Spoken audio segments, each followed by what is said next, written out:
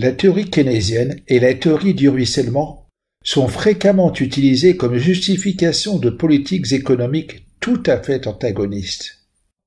Pourtant, d'un point de vue théorique, elles ne sont pas si différentes et certainement pas incompatibles. Nous allons donc étudier dans cette vidéo les liens entre ces deux théories.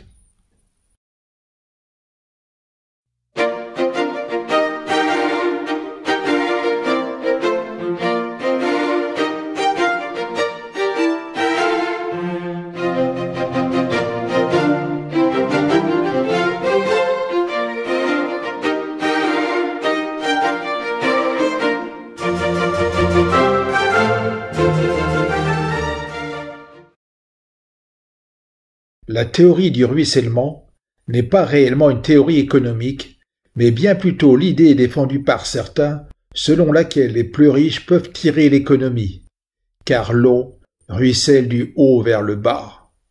C'est-à-dire que les dépenses des riches font vivre les pauvres. Si les riches s'appauvrissent, les pauvres s'appauvriront encore davantage. Dans la théorie keynésienne, c'est l'investissement des entreprises qui tire l'activité. Sans investissement, la production chute. C'est la crise. Mais, en l'absence de gains de productivité, il arrive nécessairement un moment où l'économie atteint sa capacité de production maximale. La croissance s'arrête, et avec elle l'investissement. C'est donc la crise. Toute la question est de savoir s'il est possible de maintenir l'activité économique au niveau de plein emploi sans croissance, c'est-à-dire malgré l'absence d'investissement. Les politiques d'inspiration keynésienne proposent de faire des dépenses publiques le moteur de l'activité lorsque l'investissement est défaillant. Les dépenses des riches peuvent-elles être un moteur de l'activité qui serait une alternative aux dépenses publiques? Dans la théorie keynésienne, l'investissement des entreprises détermine l'épargne des ménages, et celle-ci est liée à leurs revenus. Si l'investissement est nul, l'épargne des ménages est aussi nulle, ce qui n'est compatible qu'avec un revenu nul ou très faible. L'égalité entre l'épargne et l'investissement est indépendante de toute théorie, mais ce n'est pas le cas de la liaison entre l'épargne et le revenu. On peut donc imaginer que les très riches consomment indépendamment de leurs revenus. Il est clair qu'on imagine mal un milliardaire renoncer à consommer parce que son revenu est nul. Mais si la consommation des riches génère un revenu pour les pauvres, ceux-ci vont épargner. L'épargne des riches sera alors négative. En effet, comme l'épargne totale est nulle, une épargne positive des pauvres implique une épargne négative des riches. Le problème est qu'une épargne négative signifie une baisse du patrimoine qui ne peut se poursuivre indéfiniment. La situation n'est durable que si l'épargne des pauvres est nulle. Dans ce cas, la consommation des riches génère des revenus de la propriété qui viennent compenser exactement leur consommation. Mais cette situation correspond à un état d'extrême pauvreté des pauvres.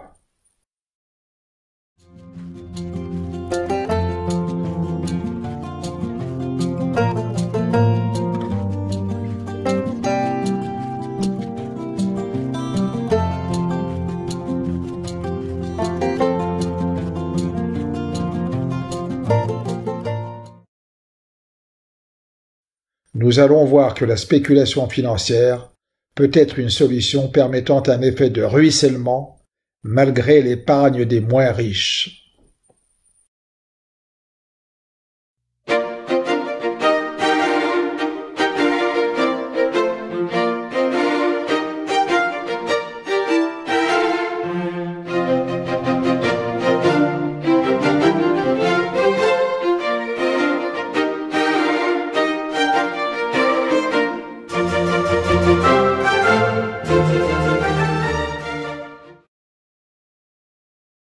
Depuis l'époque de Keynes, la financiarisation de l'économie s'est développée considérablement, et avec elle la spéculation, ce qui modifie sensiblement le fonctionnement de l'économie. En économie, on peut donner des sens divers au mot spéculation, le sens plus large étant celui d'un pari sur l'avenir. Ici, nous considérerons que la spéculation est l'activité consistant à acheter puis revendre des actifs afin de dégager des plus-values. En théorie keynésienne, comme en comptabilité nationale, le revenu ne tient pas compte des plus-values ou des moins-values. On pourrait donc en déduire que ceux-ci n'ont aucun impact sur la consommation des ménages, puisque, selon la théorie keynésienne, ceux-ci dépendent avant tout du revenu. Pourtant, deux phénomènes viennent contredire cette conclusion. Le premier est l'existence de sociétés spécialisées dans la spéculation financière. Ces sociétés font des profits et distribuent des revenus sans créer, en contrepartie, la moindre richesse réelle. Le second phénomène apparaît lorsque les ménages peuvent anticiper une croissance permanente du cours des actifs et considérer que les plus-values qu'ils réalisent sont un moyen de financer leur consommation sans porter atteinte à leur patrimoine. Ces deux phénomènes modifient profondément l'analyse keynésienne, mais nous ne considérerons ici que le premier, c'est-à-dire l'existence de sociétés spécialisées dans la spéculation financière. Considérons donc une société financière dont la seule activité consiste à acheter puis à vendre des actions. Elle parvient à profiter des fluctuations des cours pour revendre les actions à un cours supérieur à celui auquel elle les a achetées. Elle dispose en effet d'outils mathématiques puissants, de réseaux d'information performants, de traders efficaces et de moyens financiers considérables.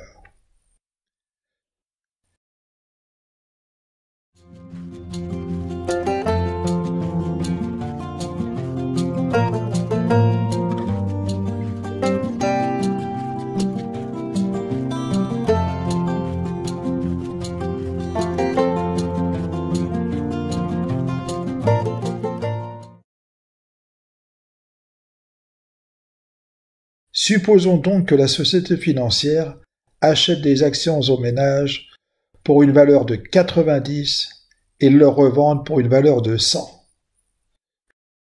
L'opération d'achat et de revente s'écrit dans les comptes nationaux de la manière suivante.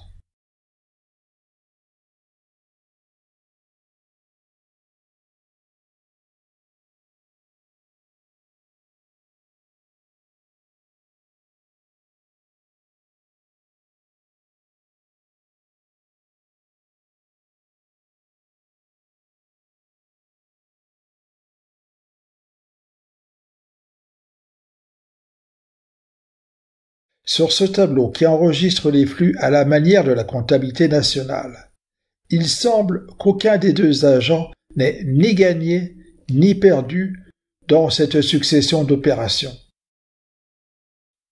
De la monnaie a simplement été échangée contre des actions de même valeur.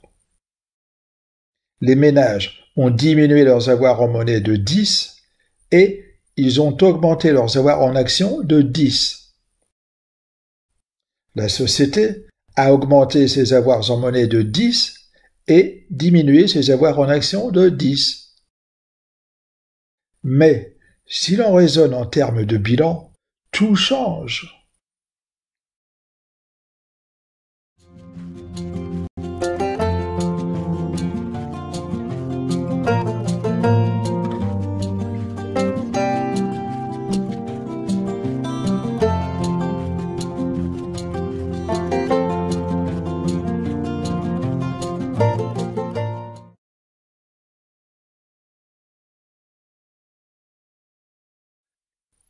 Supposons qu'à l'origine, les ménages disposaient d'un patrimoine composé de 45 de monnaie et de 90 d'actions, l'entreprise disposant de monnaie pour une valeur de 90. Les bilans avant et après les opérations se présentent ainsi.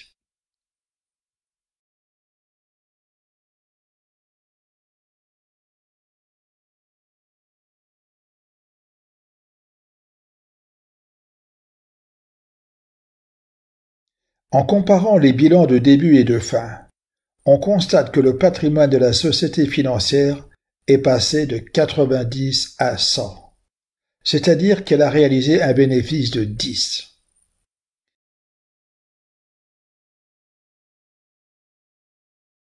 À l'inverse, le patrimoine du ménage est resté stable, l'augmentation de 10 de la valeur de ses actions ayant été annulée par la baisse de 10 de ses avoirs en monnaie.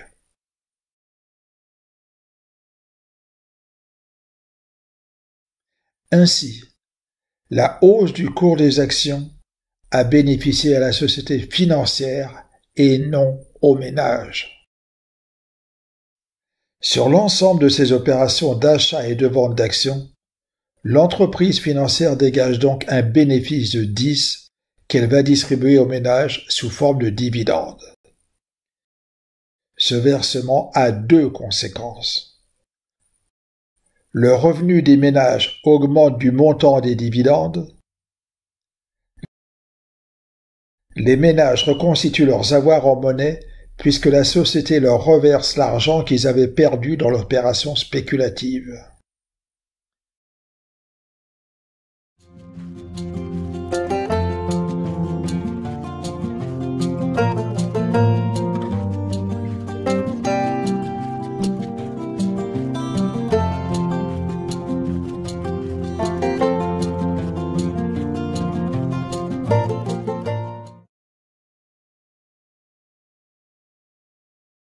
Après la distribution des dividendes, le patrimoine des ménages est constitué de 45 de monnaie et de 100 d'actions. Il a augmenté de 10 par rapport au début.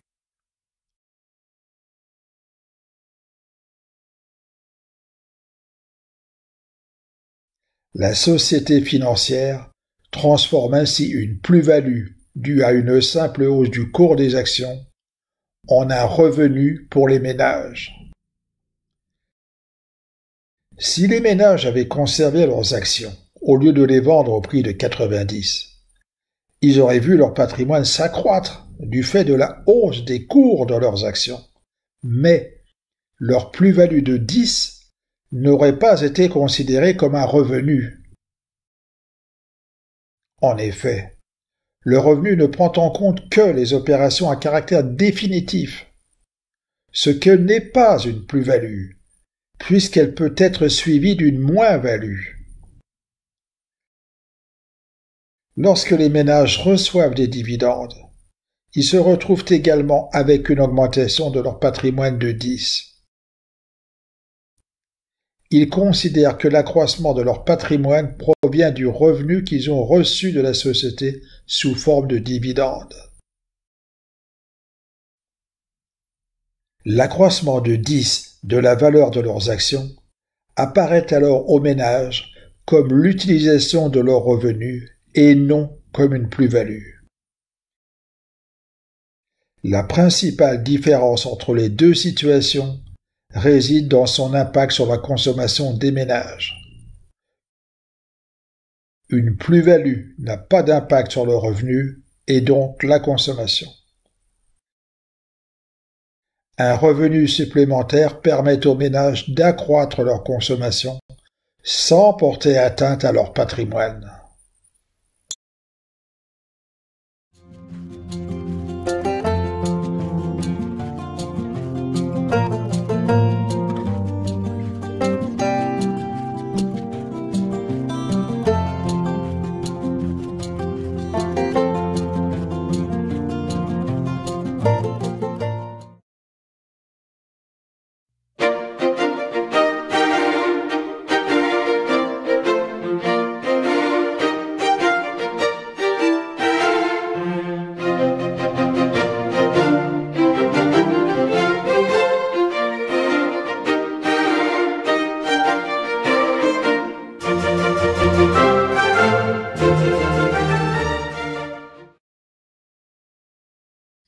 La société financière qui tire son bénéfice de la spéculation ne produit pas de biens et services.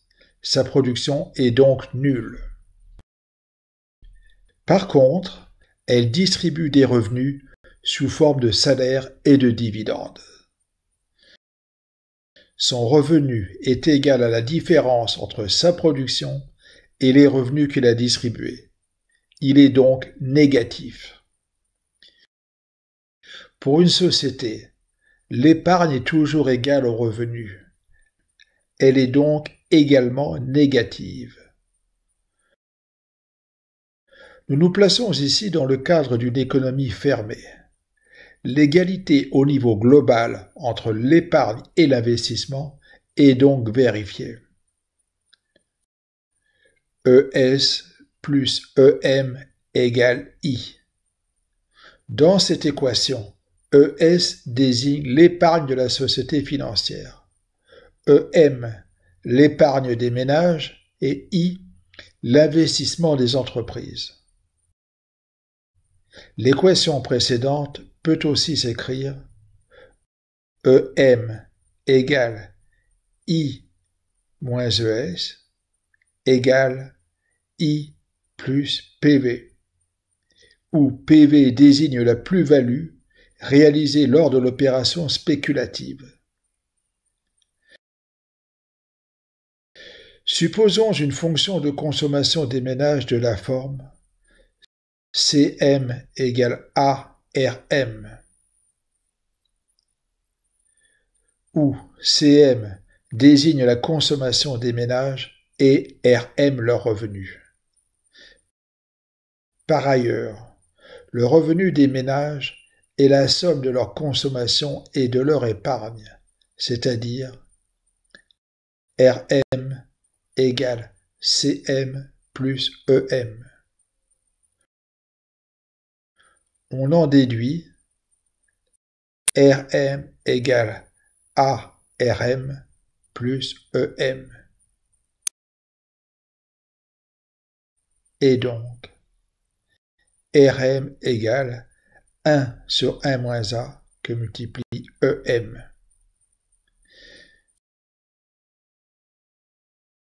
Mais l'épargne des ménages EM est la somme de l'investissement et de la plus-value.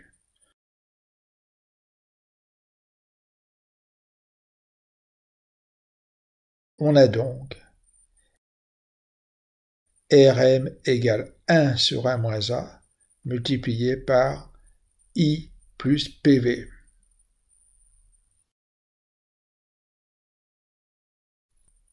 C'est-à-dire que l'effet multiplicateur ne provient plus seulement de l'investissement, mais aussi des plus-values distribuées aux ménages sous forme de dividendes ou de salaires. Le revenu des ménages génère une consommation et donc une production. Ainsi, lorsque l'investissement est insuffisant, les plus-values tirées de la spéculation financière peuvent le compléter ou s'y substituer pour tirer la demande et éventuellement rétablir le plein emploi.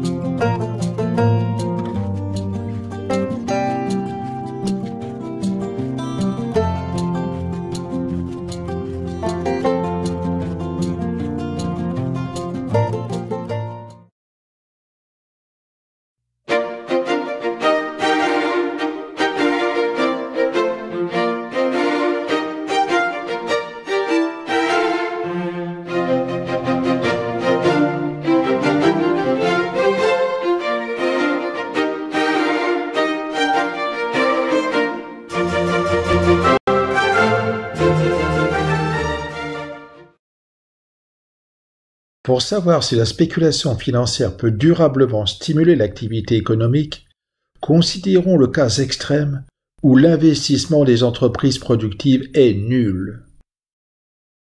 Supposons également que, après sa hausse, le cours des actions retombe à son niveau initial. Du point de vue de la société financière, il n'y a pas de problème, car après la séquence précédente, elle se retrouve sans action. Son patrimoine est donc toujours composé de monnaie pour une valeur de 90. Les ménages voient leur patrimoine diminuer de 10 suite à la baisse de valeur de leurs actions. Cette baisse de valeur leur apparaît comme une moins-value potentielle et non comme un élément venant en déduction de leurs revenus. Leur bilan est à nouveau composé de 45 de monnaie et de 90 d'actions. On retrouve alors la situation de départ, si bien que tout peut recommencer. Ce raisonnement s'applique au cas où l'on considère les ménages comme un ensemble homogène. Mais, pour étudier l'impact de la consommation des riches sur l'économie, nous devons décomposer les ménages en plusieurs groupes. Nous considérerons donc 3 classes. Les classes supérieures, dont le revenu est composé de dividendes versés par les entreprises et les sociétés financières. Les classes moyennes, dont le revenu est composé de salaires et de dividendes versés par les entreprises productives. Les classes populaires, qui reçoivent des salaires des entreprises productives et dont le taux d'épargne est nul. Les classes supérieures sont les seules à recevoir des dividendes des sociétés financières, car ce sont les seules à réaliser des placements risqués. La question est de savoir si une classe sociale s'appauvrit indéfiniment, ce qui signifierait que le système n'est pas durable.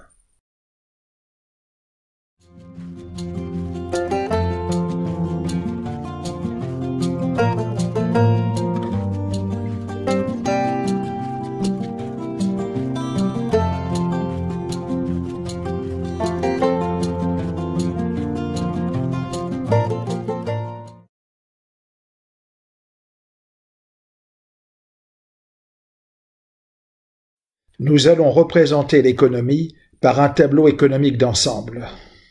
Celui-ci présente en colonne les différents secteurs de l'économie, c'est-à-dire les entreprises qui produisent des biens et services, les sociétés financières qui tirent des profits des opérations spéculatives, les classes supérieures, les classes moyennes et les classes populaires. En ligne, on trouve 5 blocs. Le premier bloc décrit les opérations non financières. Le deuxième bloc décrit les opérations financières. Le troisième bloc présente le patrimoine d'ouverture. Le quatrième bloc présente la réévaluation des actifs. Et le cinquième bloc représente le patrimoine de clôture. Sur la ligne produit, on trouve en ressources la production des entreprises et en emploi la consommation des ménages.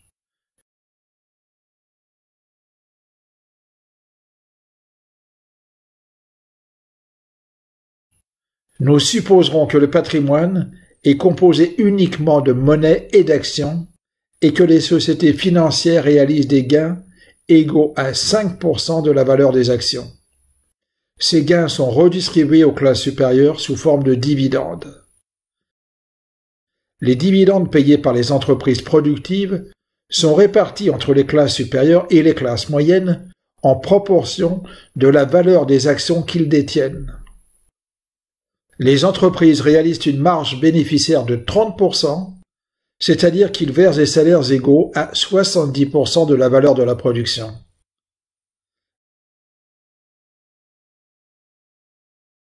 Les classes moyennes reçoivent 40% des salaires et les classes populaires 60%. La propension à consommer est de 60% pour les classes supérieures, de 80% pour les classes moyennes et de 100% pour les classes populaires. Au début de la période, les classes supérieures détiennent un patrimoine de 300, composé de 100 de monnaie et de 200 d'actions.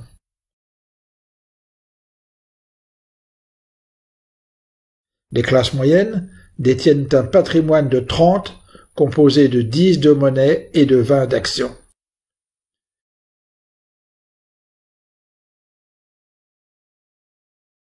Nous supposons que, du fait de leur préférence pour la liquidité, les classes supérieures et les classes moyennes veulent maintenir la même structure de leur patrimoine, c'est-à-dire 1/3 de monnaie et 2/3 d'actions. Nous allons considérer 6 phases. Le patrimoine de clôture de chaque phase est repris à l'ouverture de la phase suivante. Dans la première phase, les sociétés financières achètent 220 d'actions, dont 200 aux classes supérieures et 20 aux classes moyennes. Dans le patrimoine des classes supérieures, la monnaie augmente de 200 et les actions diminuent de 200.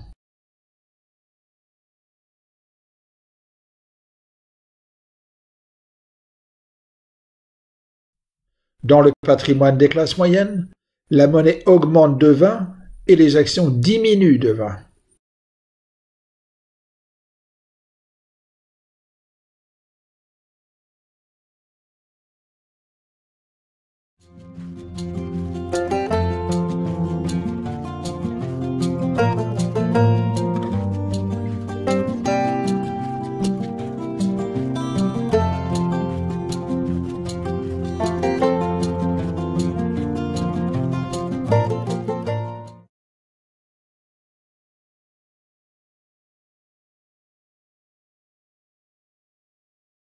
Dans la phase 2, les cours des actions augmentent de 5%.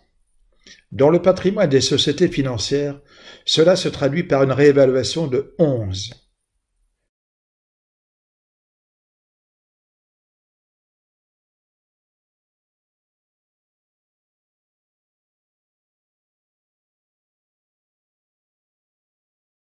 Dans la phase 3, les sociétés financières revendent leurs actions aux ménages. Dans le patrimoine des sociétés financières, la monnaie augmente de 231 et les actions diminuent de 231.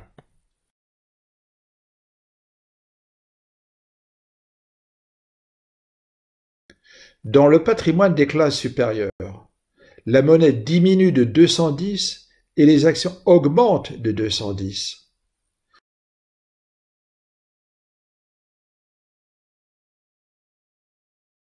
Dans le patrimoine des classes moyennes, la monnaie diminue de 21 et les actions augmentent de 21.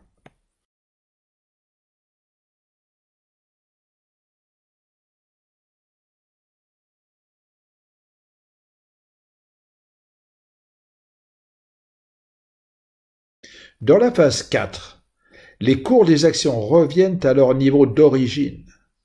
Les actions détenues par les classes supérieures subissent une réévaluation de -10 et celles détenues par les classes moyennes subissent une réévaluation de -1.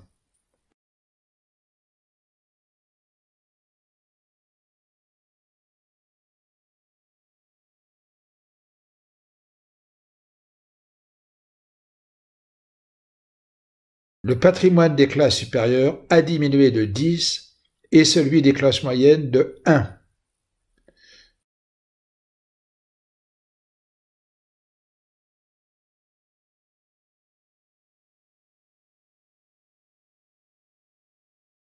Dans la phase 5, les sociétés financières distribuent 11 de dividendes, ce qui génère une consommation et donc une production. Il s'ensuit un processus itératif. La production génère des revenus, les revenus génèrent des consommations, les consommations génèrent une nouvelle production. Le processus finit par se stabiliser avec une production de 39.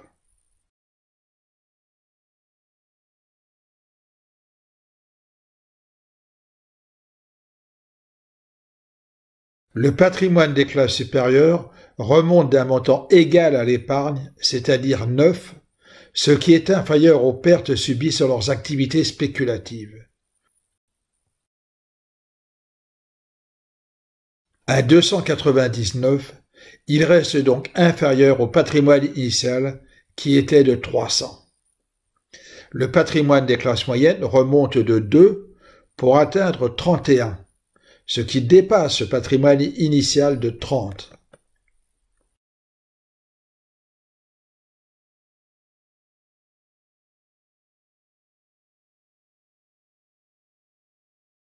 Dans la phase 6, les ménages rééquilibrent leur bilan pour revenir à sa structure initiale, c'est-à-dire 1/3 de monnaie et 2/3 d'actions. Les classes supérieures revendent donc des actions aux classes moyennes pour une valeur de 1.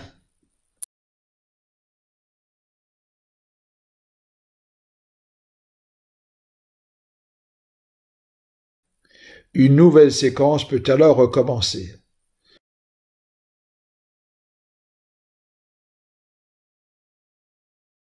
L'ensemble des 6 phases est représenté dans le tableau économique d'ensemble suivant. Une nouvelle fois, l'épargne des classes supérieures est inférieure à leurs pertes dues à la spéculation. Leur patrimoine continue donc à diminuer au profit des classes moyennes. Il s'établit en fin de période à 297, alors qu'il était de 300 à l'origine. Le patrimoine des classes moyennes atteint maintenant 33 contre 30 à l'origine. Mais moins les classes supérieures possèdent d'actions, et moins elles sont affectées par la spéculation, alors qu'elles en bénéficient toujours autant.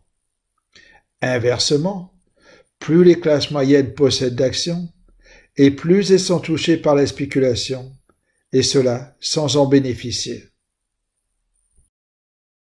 La situation finit par se stabiliser quand, pour chaque classe, l'accroissement du patrimoine dû à l'épargne compense exactement les pertes dues à la spéculation. Cet équilibre correspond au tableau suivant.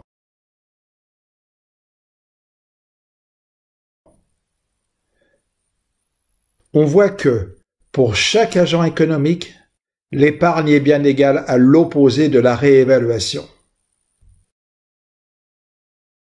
On constate donc que la spéculation financière peut générer à elle seule une activité économique durable. Il n'est pas nécessaire pour cela que le cours des actions monte. Il suffit qu'il fluctue pour que les sociétés financières puissent tirer parti des avantages dont elles disposent dans les activités spéculatives.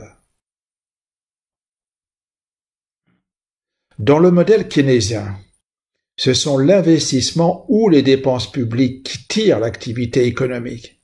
Ici, c'est la consommation des classes supérieures. Il s'agit donc bien d'une situation correspondante à la théorie du ruissellement. Il est intéressant d'utiliser ce petit modèle pour analyser certaines variantes. La situation précédente sert donc de référence et on fait varier un paramètre. Les tableaux suivants permettent d'étudier l'importance du poids des classes moyennes dans l'économie.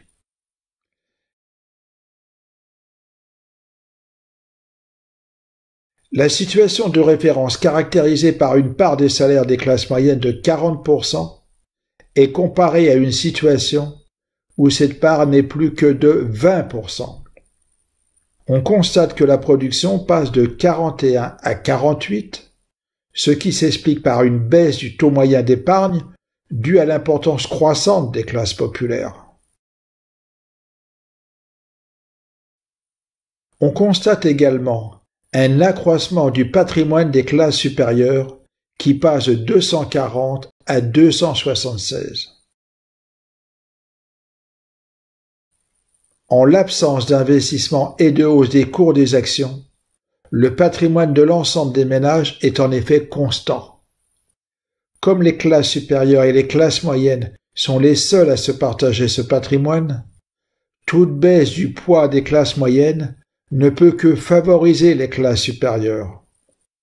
Celles-ci voient également leurs revenus et leur consommation augmenter. On peut également aller jusqu'au cas extrême où la part des salaires des classes moyennes est nulle. Les deux tableaux suivants comparent des situations avec des parts de salaire des classes moyennes de respectivement 20 et 0%.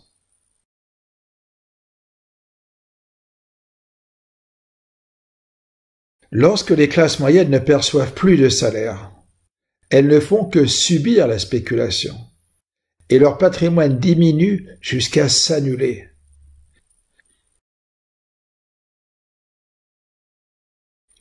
Elles se retrouvent sans revenus et les classes supérieures récupèrent la totalité de leur patrimoine.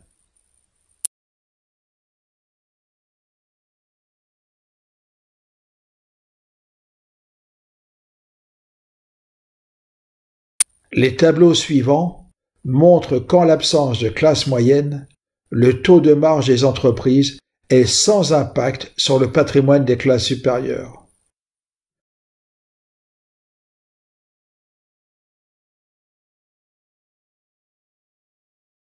On constate qu'un taux de marge faible fait croître le revenu des classes populaires et leur consommation. On constate également que la part des classes supérieures dont la consommation diminue, ce qui peut leur poser un problème si la capacité de production est limitée.